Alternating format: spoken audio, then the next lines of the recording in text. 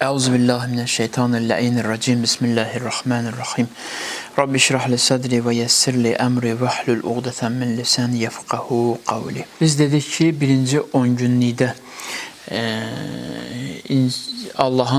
Allah'a olan ümiddən danışdıq, müzakirə elədik və fikirləşdik ki, ikinci 10 günlükdə mövzunu müəyyən qədər dəyişək və bu 10 günü də gücümüz çatsa bir mövzu düşünmüşəm ki, hamımıza faydalı olacaq. O mövzuda müzakirə eləyək inşallah.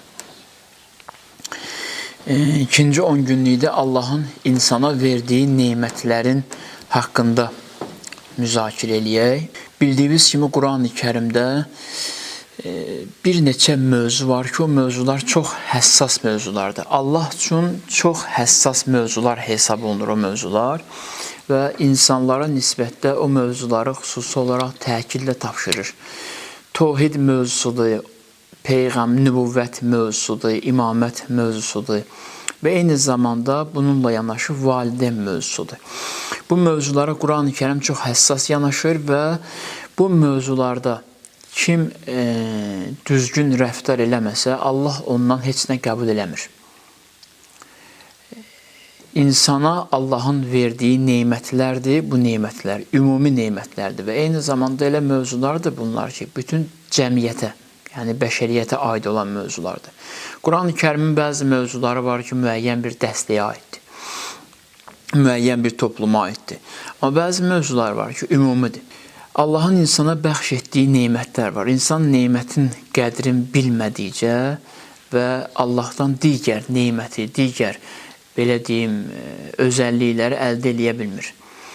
Birinci, Allah insanları nemətləri ilə imtihana çəkir. Bu mənada ki, neməti verir və sonda o nemətlə insan necə davranacaqsa, o davranışına uyğun Allah lütf eləyəcək, bağışlayacaq, mərhəmət göstərəcək. Amma bu nemətlə davranışların əsasındadır. O nemətlərdən biri də çalışacağım 10 gün gücüm çatsa bu mövzunu müzakirə eləyək. O nemətlərdən biri də insanın valideyn mövzusudur, insan üçün. Valideyn neməti. Mübarək Ramazan ayında əvvəl belə bir adət vardı.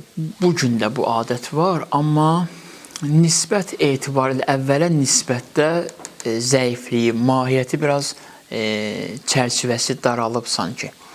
Mübarək Ramazan ayında insanlar oruç tutanlar, namaz qılanlar, müsəlman cəmiyyəti xüsusi olaraq dünyadan köçən valideynlərini yad eləyərdilər mübarək Ramazan ayında. Və onlar üçün Quranı oxudururdular, ehsan verirdilər, iftar sürələri verirdilər. Bugün də var. Amma valideyn mövzusunu ki, müəyyən verilişlər, müəyyən kanallar o qədər pis şəkildə müzakirə etdilər. Valideyn mövzusu, valideyn haqqı insanların içində zəifləyib. Əgər bir cəmiyyətin gənci, cavanı xoşbəxt olmaq istəyirsə, həmin bu mövzuda çox həssas yanaşmalıdır, diqqətli olmalıdır. Çünki əgər kim Allaha bəndə olmaq istəyirsə, mütləq vacibdir ki, bu bəndəçiliyinin yanında valideyninin qədrini bilsin, valideyninə hörmət etməyi bacarsın. Biz misal olaraq Quranı müqəddəs bilirik, Quranın əleyhinə çıxmırıq. Niyə görə? Çünki Allah bizim üçün bu kitabı seçib. Biz Peyğəmbəri müqəddəs bilirik, Peyğəmbərin əleyhinə çıxmırıq. Niyə görə? Çünki bu Allahın bizim üçün göndərdiyi seçimdir. Eyni zamanda məsum imamları, Əhl-i Beyti müqəddəs bilirik, onların əleyhinə hətta narazı olsaq da belə, başa düşməməzlikdən və yaxud anlamadıqda bacardığımız qədər maksimum etiraz yönlü onların haqqında danışmırıq. Maksimum həddi budur. Eyni zamanda bu mövzulardan biri də valideyn mövzusudur.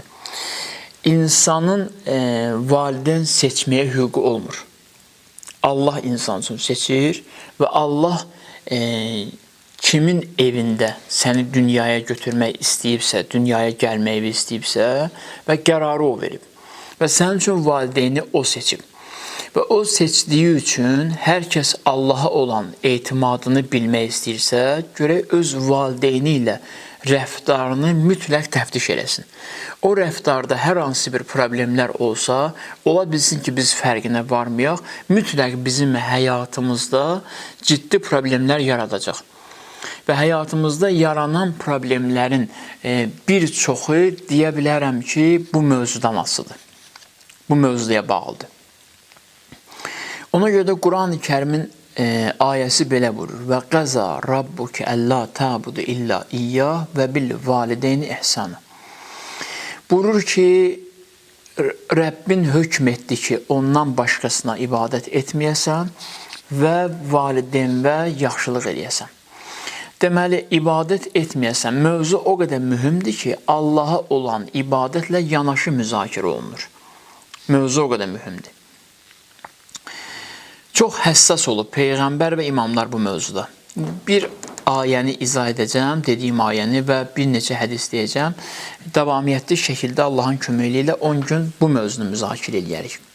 Qarşıdan gələn 10 gündə. Buyurur ki, valideyn və yaxşılıq eləyəsən. Müəyyən hədislər var. Hədisləri deyirəm, o hədislərin əsasında başlayaq müzakirə edək. Hədislərin biri belədir. İmam Sadiq əleyhissalamdan da hədis. İmam Sadiq əleyhissalam buyurur ki, valideyn haqqı, ana, ata haqqı insan boynundan heç vaxt götürülmür. Yəni, belə bir şey deyil ki, valideyn dünyasını dəyişdikdən sonra sənin öhdəndən onun haqqı götürülür və sən artıq azadsan. İmam Sadiq buyurur ki, xeyr. İmam Sadiq buyurur ki, valideynin, İmam Sadiqin hədisinə istinad edirəm, məzmun olaraq deyirəm. İmam Sadiq əleyhissalam buyurur ki, valideynin dünyada yaşamasıyla sənin öhdəndə olan xidmətlərinin axirət aləminə köçməsi ilə sənin öhdəndə olan xidmətlərinin fərqi yoxdur. Dünyada yaşayanda sənin öhdəndə hansı xidmətləri var idisə, hansı, belə deyim, haqqı var idisə, dünyadan köçəndən sonra da o haqlar sənin öhdəndən götürülmür. Və bircə fərqi bu olur ki, dünyada yaşayanda bu maddi ehtiyaclar çərçivəsində olur ona göstərəcəyin xidmətlər. Dünyadan köçəndən sonra isə mənəvi ehtiyaclar çərçivəsində olur ona göstərdiyin xidmətlər. İmam Səccadın bu mövzuda tam başqa bir, belə deyim, sərt hədisi var, ən yaxşı mənada. İmam Səccad əleyhissalam buyurur ki, bir mömin gündə 5 vaxt namaz qılırsa, yəni 5 namaz qılırsa, səhər, günorta, axşam, yəni sübh, zöhr, əsr və məğrib, işa. 5 namazı 3 vaxta qılırıq da, elə deyil. Kim bu 5 namazın birinin qunutunda, hədis çox doğrudan düşündürücüdür. Kim bu 5 namazın birinin qunutunda öz valideynlərinin bağışlanması üçün dua eləməsə, sanki valideynlərinə qarşı çıxıb. O qədər həssas yanaşır bu məsələyə. Birində dua eləməsə, sanki valideynlərinə qarşı çıxıb. Yəni, Allahın ona göndərdiyi neymətin qədrini bilməyib. İndi burada suallar yaranacaq. Mən o sualları özüm də deyəcəm və cavablandıracağım. Deməli, insana ilk verilən neymət dünyada valideyn neymətidir. İnsan iki valideyn səbəb olur, bu dünyaya gəlir və bunun dünyaya gəlməsinin Allahdan sonra əsas səbəbi Peyğəmbərdən də öncə valideynləridir. Bir insan valideyninə hörmət etməyi bacaracaqsa, Peyğəmbərə hörmət eləməyi bacaracaq. Bir insan valideynin xidmətində durmağı bacaracaqsa, məsum imamın xidmətində durmağı bacaracaq. Burada sual yarana bilər, düşün zehninizdə. Axı, valideyn, ana, ata imam kimi deyil. İmam kimi günahsız deyil, səhvsiz deyil, xətasız deyil. Niyə görə belə deyirsən ki, bir insan valideyninə xidmət etməyi bacaracaqsa, imama da xidmət etməyə bacaracaq? Valideynin insandan tələb etdiyi, bu çox gözəl məşqdir. Valideynin insandan tələb etdiyi əsas şeylər məişət əsasındadır. Yəni, məişətindən kənar deyil. İşlə bağlıdır, hər hansı bir tapşırıqla bağlıdır. Böyük bir tapşırıqlar deyil. kiçik bir tapşırıqlardır. Demək istəyir ki, əgər bir insan bu kiçik tapşırıqları həyata keçirmək məsuliyyəti daşıyanda, bu məsuliyyətdən boyun qaçırırsa, bu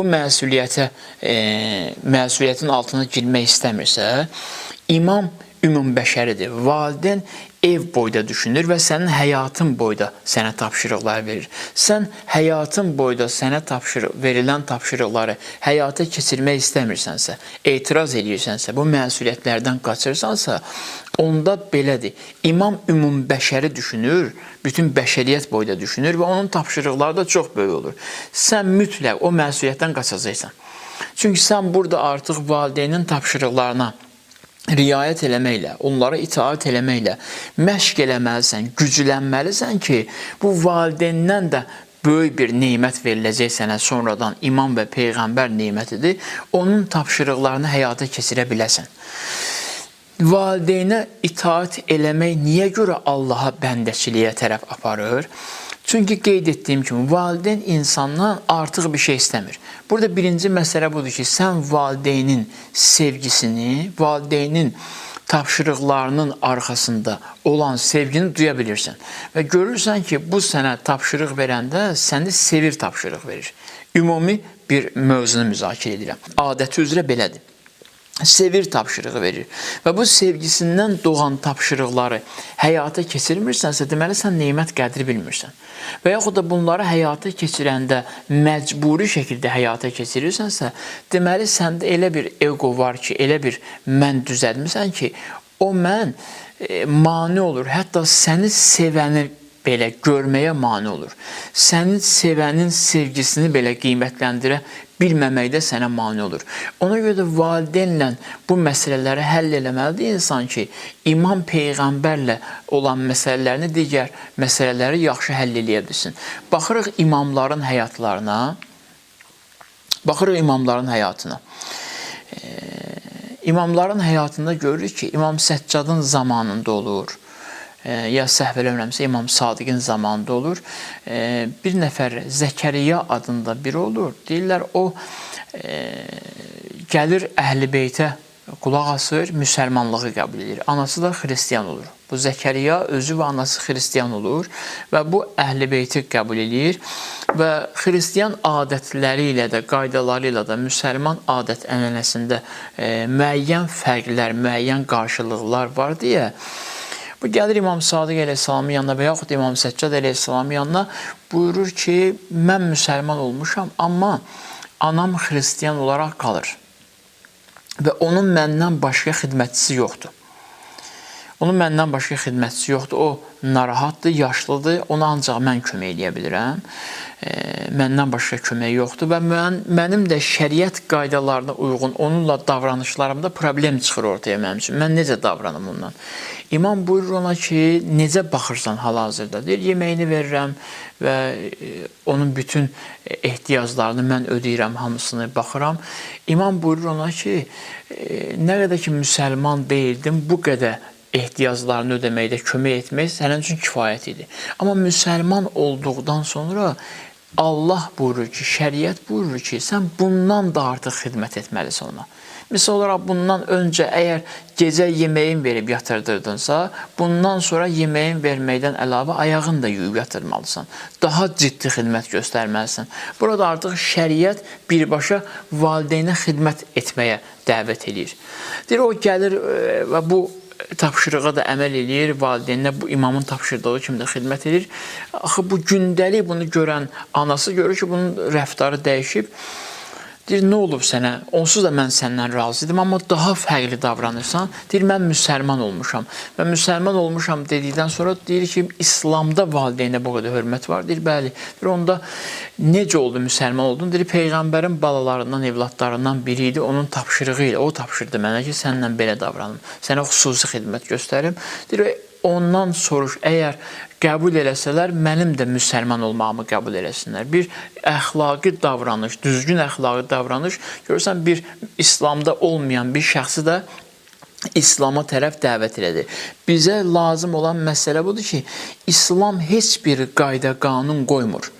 İslam heç bir qayda qanun qoymur. Müəyyən şərtlər var ki, çox az bir şərtlər var ki, insan o şərtlərə riayət eləməklə valideyninə mütləq xidmət göstərməlidir. Bu mühüm məsələdir. Valideyninə xidmət eləməyənin heç bir ibadəti qəbul deyil.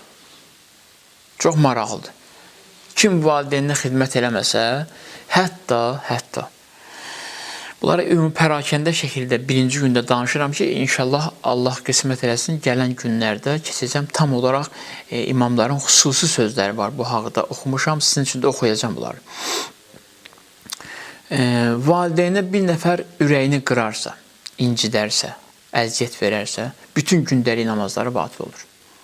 Heç bir ibadət ondan qəbul deyil. İndi yaxşı, burada valideyn haqlı olsa batıl olur.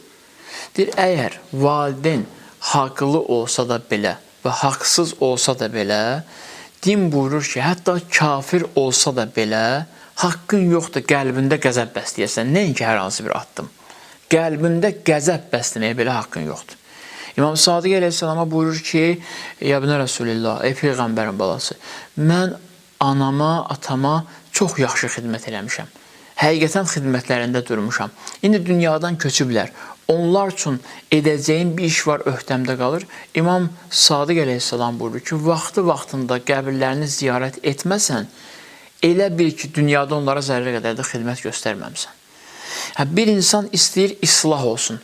Bir insan istəyir əgər islah olsun, islah olmağın ilkin mərhələsi, bu məişət səviyyəsində, yaşayış səviyyəsində ilkin mərhələsi ana-ataya xidmətdən keçir və ondan da öncə ana-ataya valideynə olan məhəbbətdən, son dərəcə sevgi məhəbbətdən keçir.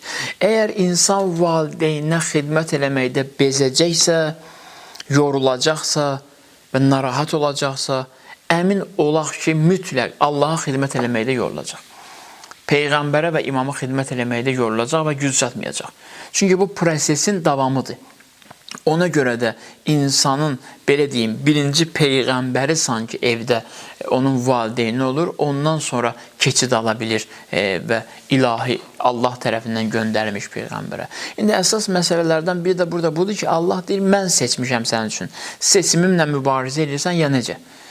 Seçimimə qarşı sənin rəftarın necə olacaqsa, mən də səninlə o cür rəftar eləyəcəm. Çünki sən mənim seçimimə necə hörmət eləyəcəksənsə, mən də sənə o cür hörmət eləyəcəm.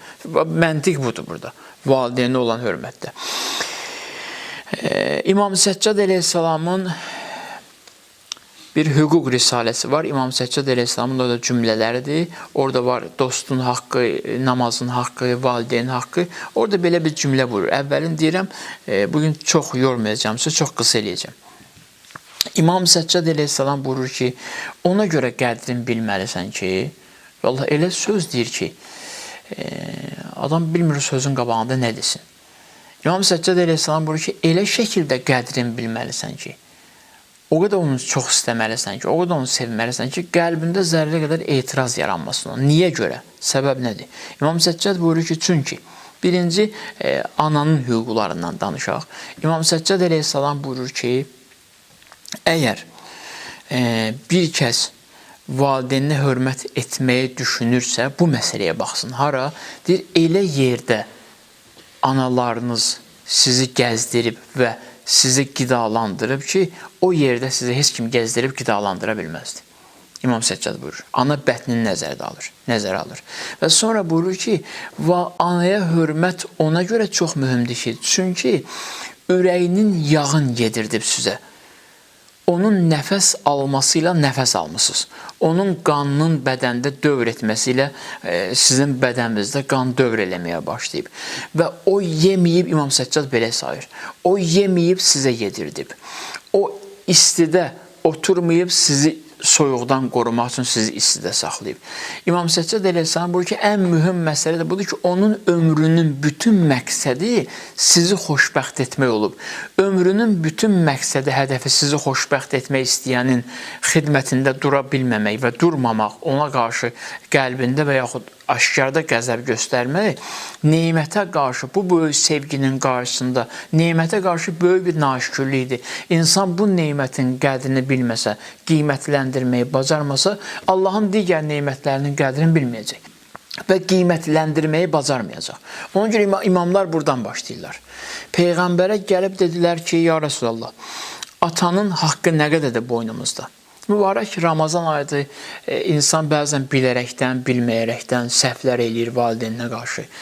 Qədir gecələrinə tərəf gedirik artıq. Qədir gecələrində kim bağışlanmaq istəyirsə, kim həyatının dəyişməsini istəyirsə, taleyinin, müqəddəratının gözəl şəkildə həll olmasını istəyirsə, valideynə bağlıdır. Mən başqa belə bir mövzu tapa bilməmişəm ki, İmam, Peyğəmbər və Allahdan sonra ki, belə bir mövzu olsun ki, və bu mövzu valideynə xidmət qədər insana fayda verə bilsin. İkinci belə bir mövzu yoxdur. Buyurdular Peyğəmbərə ki, ya Resulallah, atanın boynumuzda haqqı nə qədərdir? Peyğəmbərdən soruşdular. Peyğəmbər buyurdu ki, atanın haqqı o qədərdir ki, nə qədər həyatdadırsa, sizə nə tapşırıq versə, sizin xeyrinizə nə tapşırıq versə, o tapşırıqları hamısını həyata keçirəsiniz. Xeyrinizə nə tapşırıq versə, o tapşırıqları mütləq həyata keçirəsiniz. Sonra soruşdular ki, ya Resulallah, ananın boynumuzda haqqı nə qədərdir? Peyğəmbər biraz fikirləşdi və halı dəyişdi Peyğəmbərin. Rəvayət necədir o cürdə deyirəmsə. Peyğəmbərin halı dəyişdi. Peyğəmbər buyurdu ki, dünya yaranandan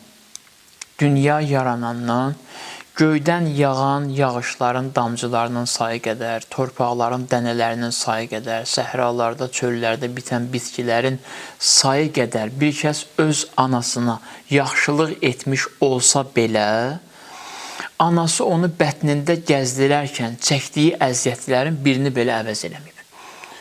Belə bir mövzudur ki, həmişə insan üçün aktual qalır. İnsan nə qədər yaşayırsa aktual qalır. Hətta bir hədis çıxdı qarşıma, oxudum dünən. Buyurur ki, gəlir imamın yanına, imama deyir ki, mən ana-atama çox gözəl şəkildə qorxmuşam, haqlarından yaxşılıq eləmişəm. Yəni, heç bir yaxşılığa əsirgəməmişəm. Amma yorulurdum bu yaxşılıqlardan. Çox yaxşılıq edirdim, yorulurdum, onlar da qoca idilər, yorulurdum. Ürəyimdən keçirdi ki, dünyadan köçənə qədər bunu qoruyum, saxlayayım, dünyadan köçərlər, dincələrəm. İmam cavabında bir üstünə buyurur. İmam deyir ki, o ki, ürəyində gizlin bir arzun olub ki, yaşlıdırlar, onsuz da bugün sabah dünyadan köçəcəklər, dünyadan köçəcəklər, dincələrəm. Onun üçün etdiyim bütün yaxşılıqları heç eləmsən. O ürəyindən keçən bir arzuya görə. Allah bir cənnət qapısı açmışdı sənin üçün ki, onlara xidmət eləyəsən.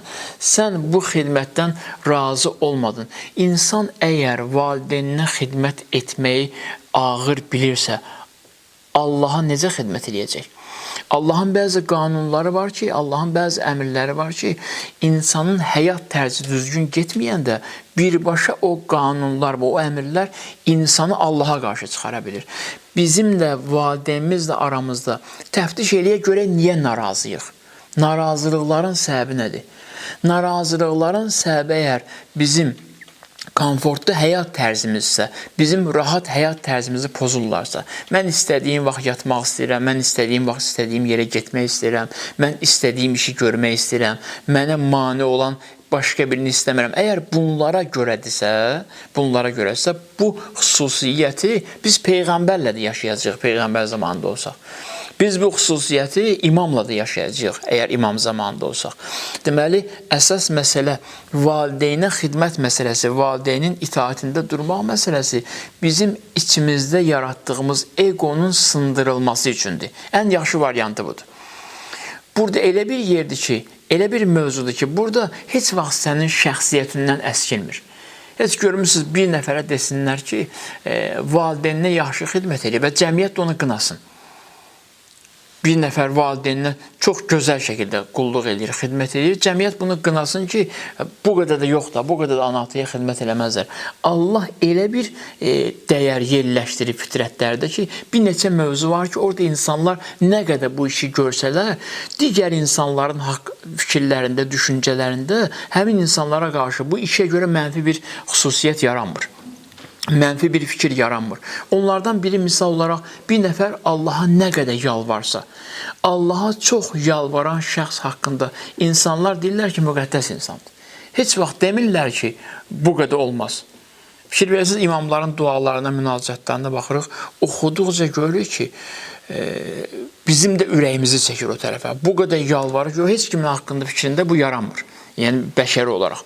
Eyni zamanda bizdə də bu da həm də valideyn haqqındadır. İnsan valideyninə nə qədər çox xidmət eləyərsə, əksinə çox maraqlıdır ki, valideynə göstərdiyi xidmət, ana-atasına göstərdiyi xidmət onu cəmiyyət içində izzətli eləyir, hörmətli eləyir.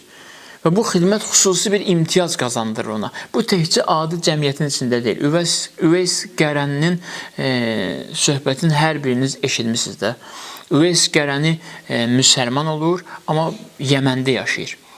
Yəməndə yaşadığı üçün Peyğəmbərdən ayrı qalır. İslamın xəbəri çatıb ona, iman gətirib, amma Peyğəmbəri görməyib. Peyğəmbəri görməyib. Bizim üçün bu hadisə çox maraqlı hadisədir. Ona görə ki, biz Peyğəmbərə iman gətirmişik, amma Peyğəmbəri görməmişik. Peyğəmbərin razılığını necə əldə eləyək? Üveys Qərəninin hadisəsi bizim həyatımız üçün çox əhəmiyyətli hadisədir.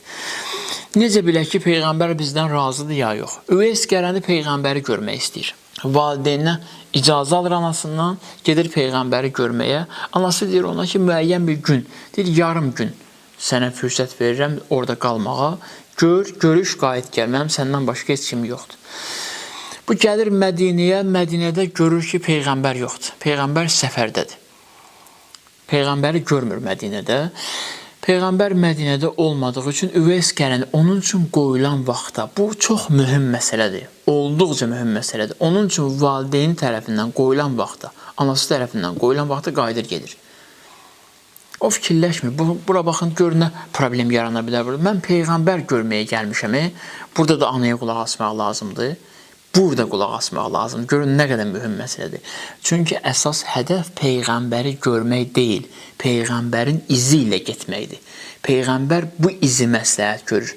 Üveys Qərəni vaxt çatan kimi qayıdır. Qayıdır, Peyğəmbəri görə bilmir.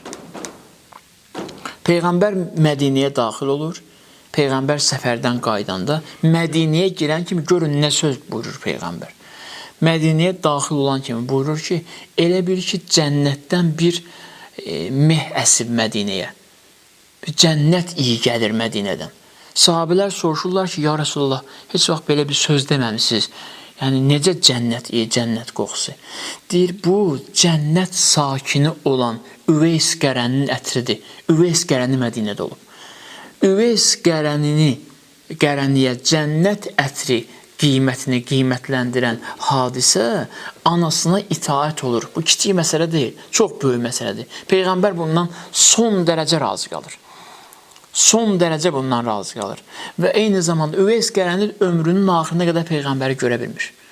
Təsəvvür edin, Peyğəmbər məhəbbəti ilə, sevgisi ilə ürəyi alışıb yanır, amma valideyninin sözünə görə qayıtmışdı deyə Peyğəmbəri görəmir. Amma Üveys Qərəniyə Allah bu itaətin qarşılığında həm Peyğəmbər dilindən tərif verir, həm də Üveys Qərəni gəlir Həzrət Əli əleyhissalamın zamanında Həzrət Əlinin gözü qabağında şəhadət şərbətini içir.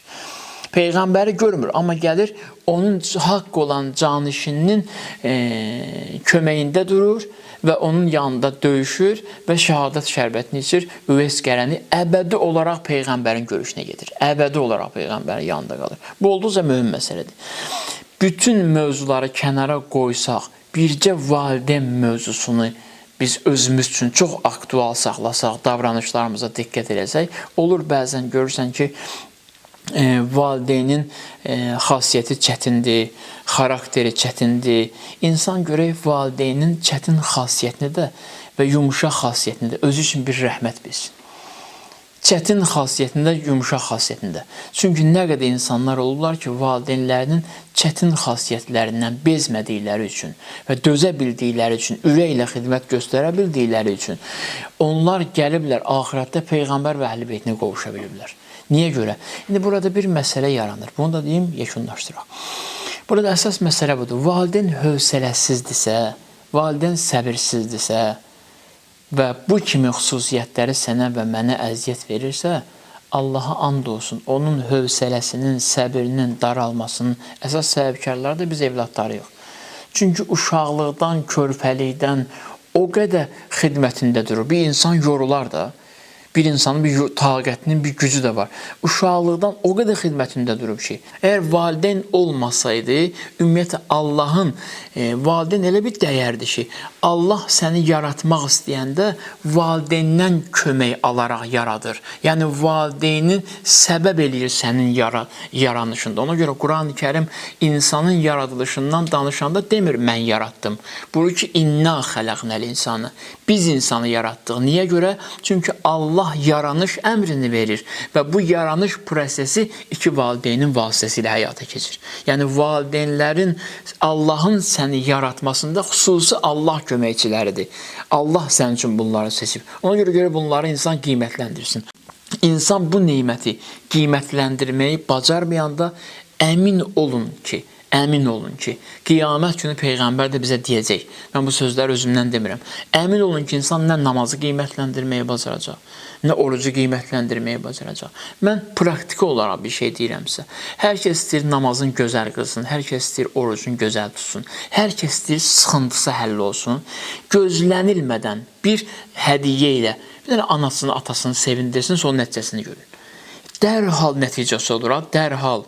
İmam Sadiq əleyhissalama dedi ki, bir nəfər gəldi, da bu son sözümdür, çox yormayayım sizi. İmam Sadiq əleyhissalamın yanına gəldi, dedi ki, ağa, mənim bir sıxıntım var. Mən bu rəvayəti oxuyanda neçə il bundan öncə oxumuşam, dəhşətə gəlmişəm həqiqətən.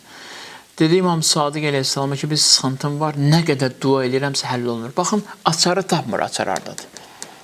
Dua eləyir, amma açarsız döyür qapını. Açarsız döyülən qapı heç vaxt açılmır. Görür, hər qapının açarını tapasan. Bu çətinliklərin yolunu tapasan.